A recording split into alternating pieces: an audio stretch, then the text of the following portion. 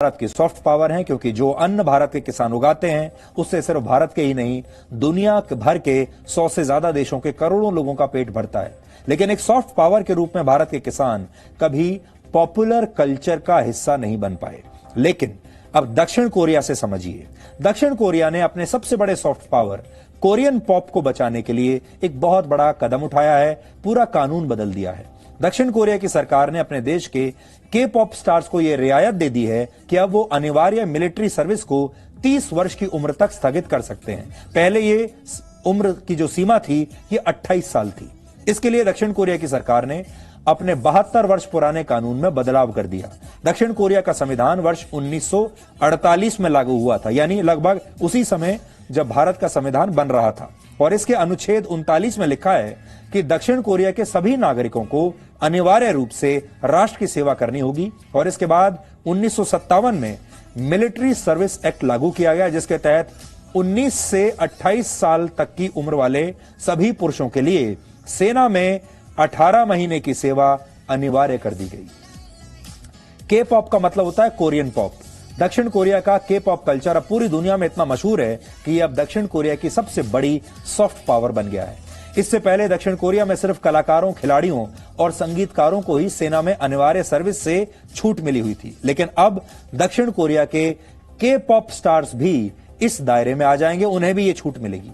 वैसे तो इस बदलाव का फायदा सभी के पॉप स्टार्स को मिलेगा, लेकिन कहा यह जा रहा है कि दक्षिण कोरिया की सरकार ने यह कदम खास तौर पर वहां के सबसे मशहूर के पॉप बैंड बीटीएस को बचाने के लिए किया है।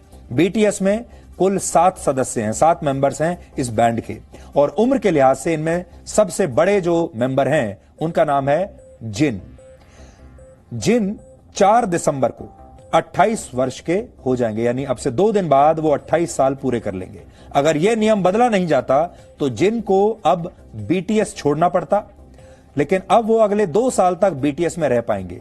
और अगर यह कानून नहीं बदला जाता तो उन्हें बीटीएस छोड़कर अब अपने देश की सेना में जाना पड़ता। इसलिए कहा जा रहा है कि नए कानून के केंद्र में मुख्य रूप से बीटीएस है।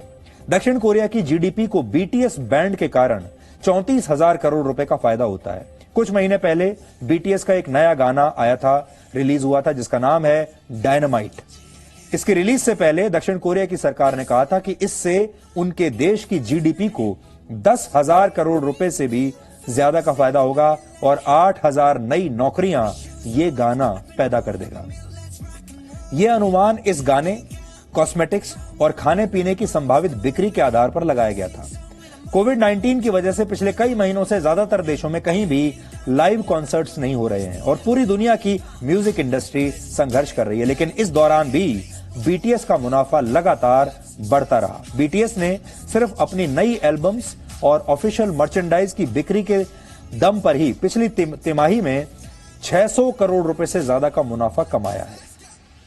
के पॉप दक्षिण कोरिया की एक म्यूजिक इंडस्ट्री है, जिसका मतलब होता है कोरियन पॉप म्यूजिक। पॉप का अर्थ होता है पॉपुलर कल्चर, यानी ऐसी संस्कृति जिसकी लोकप्रियता बहुत ज्यादा हो।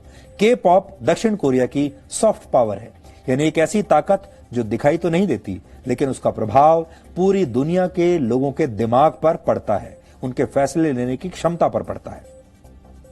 के पॉप की बदौलत दक्षिण कोरिया की संस्कृति दुनिया के कोने कोने तक पहुंच चुकी है और के पॉप स्टार्स इस संस्कृति के सबसे बड़े ग्लोबल ब्रांड एम्बेसडर बन गए हैं। के पॉप म्यूजिक एल्बम्स में आधुनिक संगीत, लिरिक्स, डांस, कोरियोग्राफी और हाई क्वालिटी प्रोडक्शन का मिश्रण होता है। के पॉप पिछले 20 वर्षों से अस्तित्व में है, लेकिन इसे असली लोकप्रियता वर्ष 2009 के बाद ही मिलनी शुरू हुई, जब दक्षिण कोरिया के वंडर गर्ल्स नाम के एक बैंड ने अपना पहला म्यूजिक वीडियो लॉन्च किया था। इसका नाम था नोबडी। तब से लेकर अब तक दक्षिण कोरिया का के पॉप म्यूजिक हजारों करोड़ रुपए का उद्योग बन चुका है। दक्षिण कोरिया एक ऐसा देश है जिसके पड़ोस में उसका दुश्मन देश भी है, जिसका नाम है उत्तर कोरिया।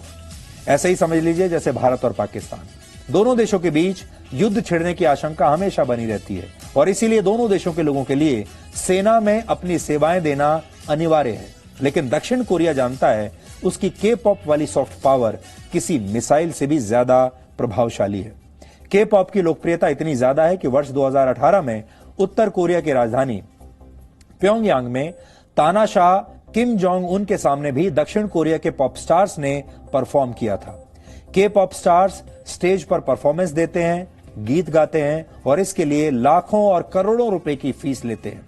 दूसरी तरफ भारत की सॉफ्ट पावर भारत के किसान हैं, जो कड़ी धूप में परिश्रम करते हैं, अन्न उगाते हैं, अपनी फसल बेचने के लिए लगातार संघर्ष करते हैं। कई बार कम दामों पर अपनी फसल बेचनी पड़ती है और फिर भारत अपनी इस सॉफ्ट पावर का पूरा सम्मान भी नहीं कर पाता। आज दक्षिण कोरिया का उदाहरण देकर हम सिर्फ ये बताने की कोशिश कर रहे हैं कि अपने देश की सॉफ्ट पावर का सम्मान करना सीखिए। यहां यह भी समझने की जरूरत है कि दक्षिण कोरिया के के पॉप स्टार्स को 2 साल की रियायत दी गई है, लेकिन कानून को समाप्त नहीं किया गया। 30 वर्ष की उम्र के बाद भी इन स्टार्स को सेना में अपनी सेवाएं तो देनी ही पड़ेंगी, इन्हें छूट नहीं दी गई है। ये बात किसानों समेत हमारे देश के सभी लोगों को समझनी चाहिए कि कानून का मतलब होता है कानून, और देश का हर नागरिक किसी न किसी रूप में कानूनों से बंधा हुआ है और कानून सबके लिए बराबर है। किसान तो भारत की बहुत बड़ी सॉफ्ट पावर है ही, लेकिन यह लिस्ट सिर्फ किसानों पर खत्म नहीं होती। हमारे देश की कितनी सारी सॉफ्ट पावर ऐसी हैं जिनका हमने कभी कोई फायदा नहीं उठाया। इनमें सबसे बड़ी सॉफ्ट पावर किसानों के बाद है बॉलीवुड, हमारे देश की फिल्म इंडस्ट्री, आयुर्वेद, योग, गांधी जी का अहिंसा का मंत्र, अध्यात्म, हिंदू धर्म और बौद्ध धर्म भी भारत की कितनी बड़ी सॉफ्ट पावर है। बड़ी बड़ी अंतर्राष्ट्रीय कंपनियों ने अब आयुर्वेदिक प्रोडक्ट बनाना शुरू कर दिया है। अध्यात्म का अनुभव लेने के लिए बड़ी संख्या में विदेशी भारत आते हैं, लेकिन भारत को अपनी सॉफ्ट पावर को पहचानने में बहुत देर हो गई है और हम अब भी ये कहते हैं कि हम सॉफ्ट पावर को अभी पहचान नहीं पाए। अपनी सॉफ्ट पावर के प्रति हमें सॉफ्ट रहना चाहिए। यह आज हमारा विषय है जो हम देश के लोगों तक आज पहुंचाना चाहते हैं।